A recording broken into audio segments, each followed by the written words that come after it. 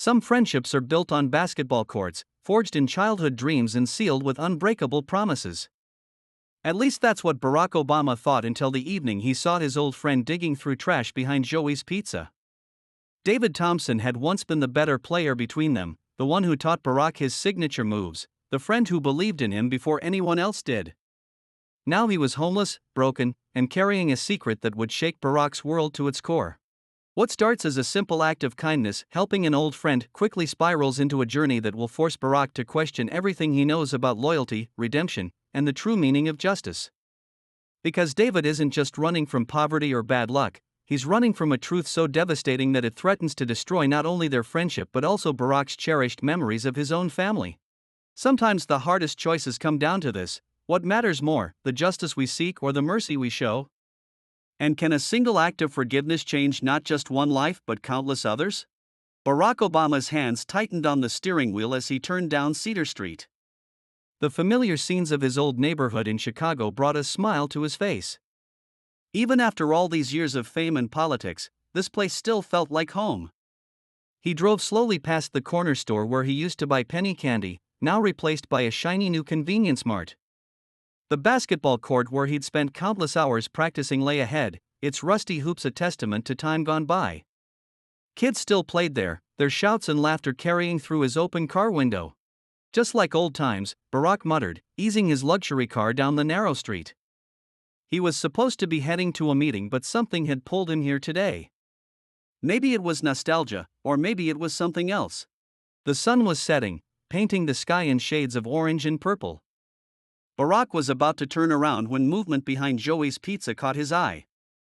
Someone in tattered clothes was digging through the dumpster, shoulders hunched against the evening chill. Barack's first instinct was to look away. He'd seen homeless people before and always tried to help when he could, but something about this person's movements seemed familiar. The way he shifted his weight from foot to foot, like a basketball player ready to drive to the hoop. "No way," Barack whispered, pulling his car to the curb. He squinted through the growing darkness. The man's face was hidden by a dirty baseball cap, but there was something about him. Barack's heart started pounding. He knew that stance, that way of moving. He'd seen it thousands of times on the playground back when they were kids dreaming of glory. David? The name escaped his lips before he could stop it. David Thompson? The man's head snapped up. Even in the dim light, Barack could see his eyes widen with recognition. For a split second, their gazes locked, and Barack felt like he was 12 years old again, passing the ball to his best friend on the playground. Then David ran. "Wait!" Barack jumped out of his car, not bothering to close the door. His expensive shoes slapped against the pavement as he chased after his childhood friend. "David, stop!" But David kept running, ducking into the narrow alley behind the restaurant. His movements were jerky and uncoordinated, nothing like the smooth athleticism Barack remembered. Trash cans clattered as David knocked them over, trying to block Barack's path. "Please," Barack called out. "I just want to talk." David emerged onto Market Street, his breathing heavy and ragged. He stumbled once, caught himself against a lamppost, and kept going, but Barack could see he was running out of steam. Memories flashed through Barack's mind as he ran, David teaching him how to fake left and drive right, the two of them sharing a chocolate milkshake at Wilson's Diner, David cheering louder than anyone else when Barack made his first basket in a real game. "You were my best friend," Barack shouted, his voice echoing off the brick buildings. "Please, just stop." David tried to sprint across the street, but his legs gave out. He collapsed onto the sidewalk, his thin body shaking with exhaustion. Barack caught up and knelt beside him, careful not to touch him or crowd him. Up close, the changes in his friend were shocking. David's face was weathered and lined, his skin stretched tight over sharp cheekbones. His clothes were layers of torn fabric, and a sour smell hung around him. But his eyes, those were the same eyes that had sparkled with mischief during their childhood adventures. "Let me help you," Barack said softly, as if talking to a frightened animal. "Please." David pushed himself to a sitting position, his back against a wall. His hands trembled as he pulled his knees to his chest. When he spoke, his voice was rough, barely above a whisper. "You shouldn't be here, Barack. You shouldn't see me like this. What happened to you?" Barack asked, his throat tight with emotion. We were going to take over the world together, remember? That was our dream. A bitter laugh escaped David's cracked lips. Dreams don't always come true. At least yours did. He tried to stand up, but his legs wouldn't cooperate. At least let me buy you dinner, Barack said. For old time's sake. Wilson's Diner is still open. Remember how we used to split those chocolate shakes? David's eyes darted around, looking for an escape route, but exhaustion had drained the fight from him. After a long moment, he gave a tiny nod. One meal, he mumbled. Then you leave me alone. Promise. Barack stood and offered his hand. David stared at it for several seconds before reaching up with trembling fingers. As Barack helped him to his feet, the streetlight caught David's face, highlighting a long scar running down his right cheek, a scar that hadn't been there when they were kids. What happened to you, Dee? Barack whispered, more to himself than to his friend. David pulled his hand away and wrapped his arms around himself. You don't want to know, B, trust me on that. As they walked toward the diner, Barack noticed how David kept his distance, how his eyes constantly scanned the street, how he flinched at every passing car. The carefree boy who had taught Barack his first basketball moves was gone, replaced by this broken shell of a man. But why? What could have happened to turn his talented, confident friend into someone who dug through dumpsters and ran from kindness? The neon sign of Wilson's Diner buzzed ahead of them, casting a warm glow on the sidewalk. Barack held the door open, and David hesitated before stepping inside. The bell above the door chimed just like it had when they were kids. Some of the other customers stared and whispered, recognizing Barack Obama, but all Barack could focus on was the way David's shoulders hunched, trying to make himself invisible. As they slid into a booth, the same one they'd always claimed as their spot, Barack made a silent promise to himself. He wouldn't leave this time. He wouldn't let his friend disappear again. Whatever had happened to David, whatever dark path had led him here, Barack would help him find his way back. But first, he had to get David to trust him enough to tell his story. The waitress approached with menus, and David's hands shook as he reached for one. Barack watched his childhood friend hide behind the laminated pages, and his heart ached at the mystery of what had gone so terribly wrong. The fluorescent lights of Wilson's Diner cast harsh shadows across David's face. Barack noticed how his friend's eyes kept darting toward the exit like a trapped animal looking for escape. Order whatever you want, Barack said softly, trying to keep his voice casual. Their burgers are still the best in town. David lowered the menu slightly, revealing bloodshot eyes. I shouldn't be here, Barack. People are staring. Let them stare, Barack replied, though he understood David's discomfort. Every few seconds, someone in the diner would sneak a photo with their phone or whisper to their companion. But their attention was on Barack Obama, the former president. They barely noticed the homeless man sitting across from him. The waitress returned, her pencil poised over her notepad. Her name tag read Betty, and she had the same kind smile Barack remembered from 30 years ago. The usual, Mr. President, she asked. Double cheeseburger, extra fries?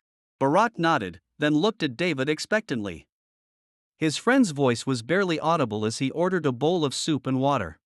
Add a chocolate shake, Barack said. 2 straws. Like old times. The memory hit them both at once.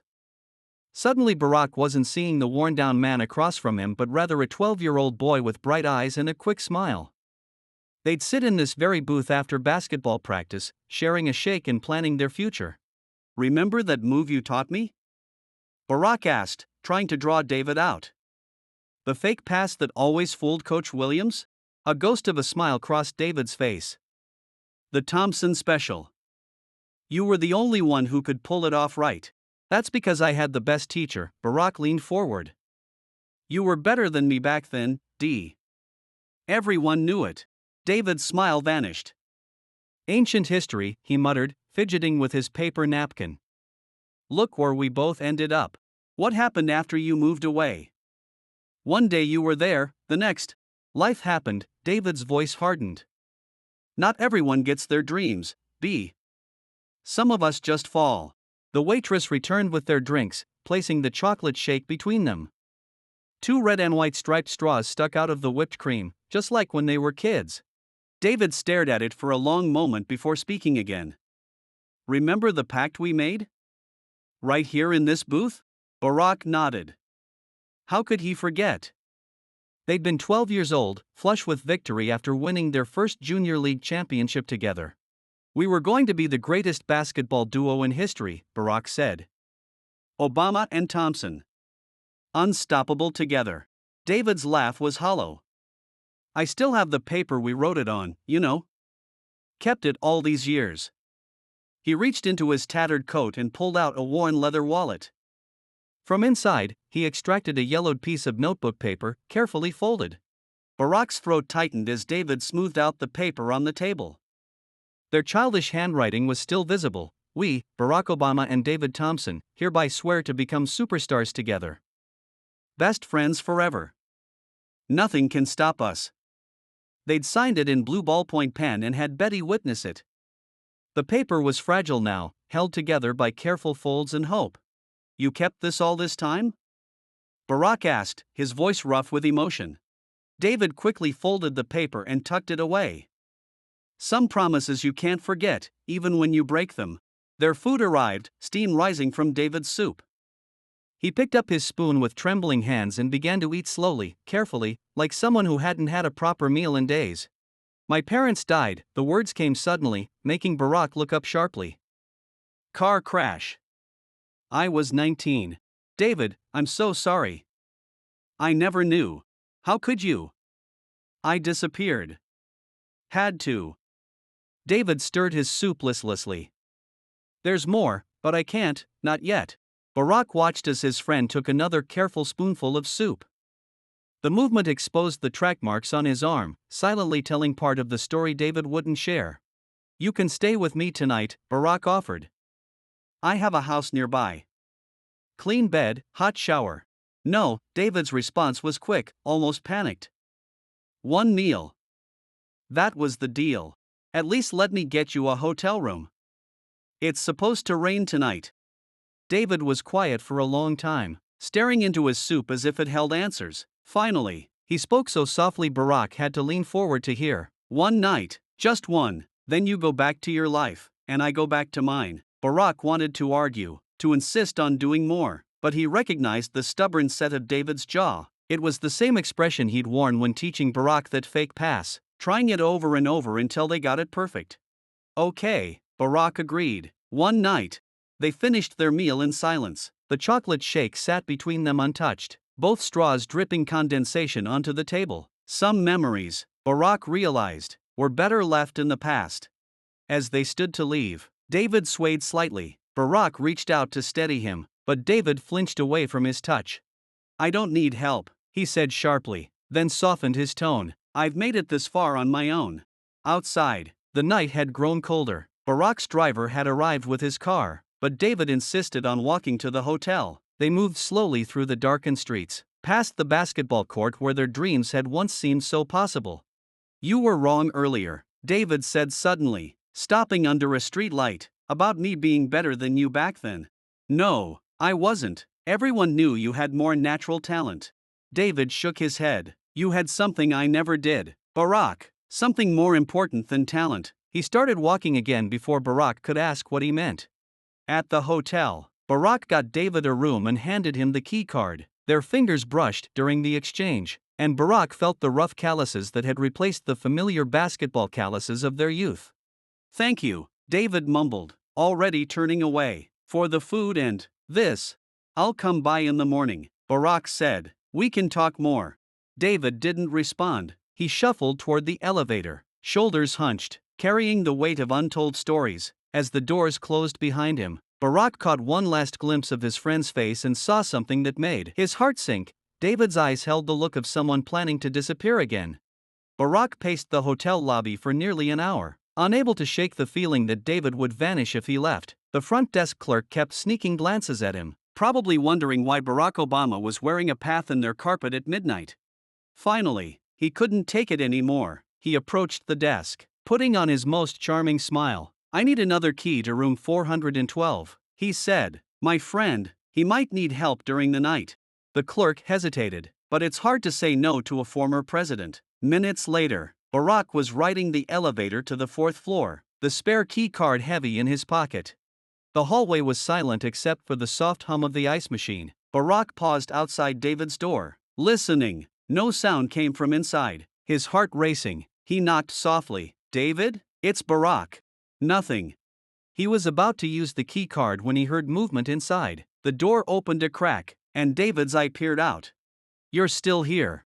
I told you I'm fine. Can I come in? Just for a minute." David sighed but opened the door wider. The room's lights were off, but moonlight streaming through the window revealed that David hadn't touched the bed. He'd been sitting in the corner chair, his few possessions still wrapped tightly around him. Barack flipped on the light. David squinted and turned away, but not before Barack caught sight of his red-rimmed eyes. "You were planning to leave, weren't you?" "Old habits." David's laugh was bitter. "Doesn't feel right being in a place like this." Barack sat on the edge of the bed, noting how David kept his distance, staying near the door like he might bolt at any second. "When's the last time you slept in a real bed?"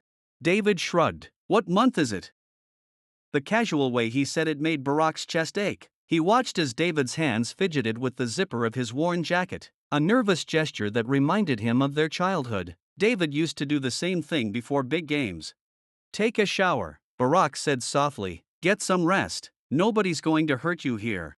David's eyes snapped up, suddenly sharp. "You think that's what I'm afraid of?" "I don't know what you're afraid of, D. You won't tell me."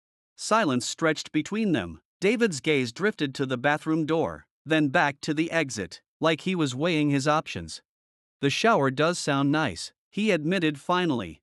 "I'll wait out here," Barack said. "Make sure no one bothers you." David hesitated, then grabbed one of the hotel's complimentary robes. 15 minutes, then you should go home." The bathroom door closed, and soon the sound of running water filled the room. Barack sat quietly, listening to make sure David didn't try to climb out the bathroom window. Though they were 4 stories up, he wouldn't put it past his friend to try. His eyes fell on David's discarded jacket. A piece of paper had fallen from one of the pockets. Barack knew he shouldn't look, but concern for his friend outweighed his guilt. He picked it up carefully. It was a hospital discharge form dated 3 months ago. Most of it was medical jargon, but a few phrases jumped out: substance abuse, rehabilitation recommended, patient left against medical advice. The water shut off. Barack quickly returned the paper to the jacket. David emerged wearing the white hotel robe, his wet hair plastered to his head. He looked younger somehow, more like the boy Barack remembered, but the track marks on his arms were now clearly visible, telling their own story of pain and desperation. "Feel better?" Barack asked. David nodded, running his fingers through his wet hair. "Almost feel human again." He caught sight of his reflection in the mirror and quickly looked away. "Almost. Get some sleep. Dia, we can talk more in the morning." "Why are you doing this?" David's question was barely a whisper. "Why can't you just let me go?" Barack stood, walking slowly toward his friend. "Because 30 years ago, you believed in me when nobody else did. You taught me that fake pass, remember? Spent hours practicing with me, never gave up on me. That was different. We were kids." "No," Barack said firmly. "It's not different. You didn't give up on me then. I'm not giving up on you now." Tears welled in David's eyes. He blinked them away quickly, but his voice was shaky when he spoke. "Some things can't be fixed, Barack. Some mistakes, they follow you forever. Let me help you." "You can't." David's words were final. "Nobody can." Barack wanted to argue, but he recognized the wall coming down in David's eyes. Push too hard now, and his friend would run. "Get some rest," he said instead. "I'll bring breakfast in the morning." David gave a small nod but didn't move toward the bed. As Barack reached the door, David spoke again. "Hey, B.